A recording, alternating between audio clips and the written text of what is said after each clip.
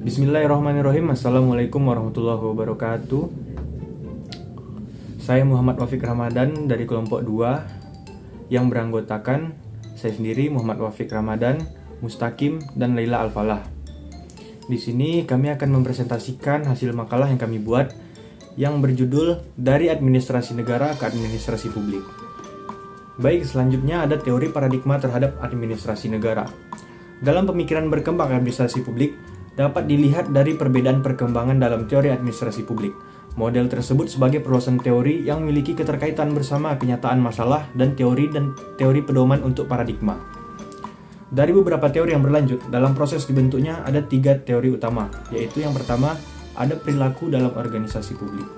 Perilaku organisasi adalah suatu hal yang menonjolkan individu dalam berinteraksi dengan lingkungan sekitarnya dan dapat memberi pengaruh terhadap sekeliling mereka untuk melakukan kerjasama dalam organisasi publik untuk masyarakat yang banyak. Yang kedua ada teknologi manajemen dalam implementasi kebijakan di lembaga pemerintahan. Teknologi manajemen dalam mengorganisasikan dan melaksanakan pengendalian dalam melaksanakan kegiatan dengan rinci pengimplementasiannya kebijaksanaan di lembaga-lembaga mulai dari implementasi pengorganisasian, gerakan, dan strategi agar berjalan sesuai dengan rencana. Yang ketiga ada kepentingan etika individual dalam politik. Kepentingan publik berkaitan dengan kewajiban manusia terhadap dirinya sendiri merupakan hal yang cukup penting dalam penyelenggaraan dalam persoalan pemerintah. Karena dalam hal ini, dengan kesadaran yang dimiliki manusia terhadap dirinya sendiri dapat membantu dalam melaksanakan kepentingan publik dan mempermudah dalam persoalan pemerintahan. Ketiga pilar administrasi publik ini digunakan sebagai dasar untuk para ahli memperluas paradigma administrasi publik. Selanjutnya ada pokok-pokok pikiran paradigma administrasi negara. Adapun 4 perubahan dalam perkembangan paradigma pada ilmu administrasi publik, yaitu yang pertama ada pokok pikiran dalam Old Public Administration atau disebut OPA. Paradigma ini memiliki sebutan paradigma klasik atau administrasi negara tradisional. Yang kedua ada pokok-pokok pikiran dalam New Public Administration atau NPA.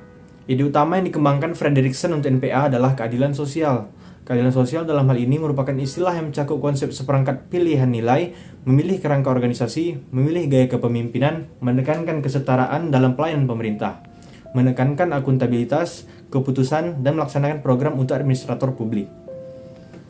Yang ketiga ada pokok pikiran dalam New Public Management atau NPM. Paradigma NPM bertujuan mempercepat kinerja administrator dalam penggunaan konsep dari sektor swasta. Pokok-pokok pikiran New Public Management menggunakan 10 prinsip pemerintahan wirausahaan yang dikemukakan oleh Osborne dan Gabler.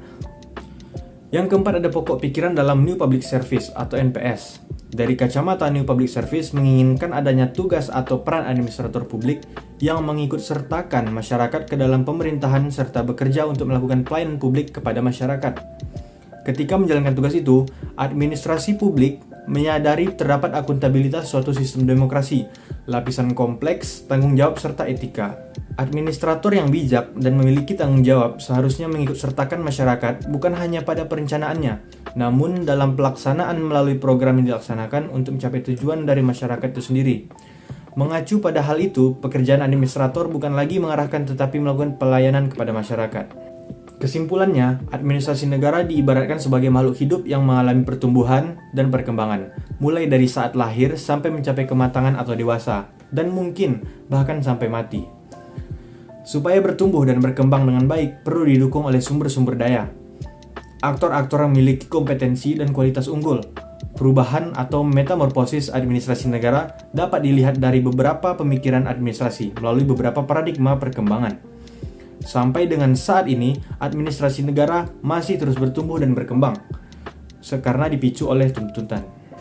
Administrasi publik atau administrasi negara adalah suatu bahasan ilmu sosial yang mempelajari 3 elemen penting kehidupan bernegara yang meliputi lembaga legislatif, yudikatif, eksekutif, serta hal-hal yang berkaitan dengan publik yang meliputi kebijakan publik, manajemen publik, administrasi pembangunan, tujuan negara, dan etika yang mengatur penyelenggara negara.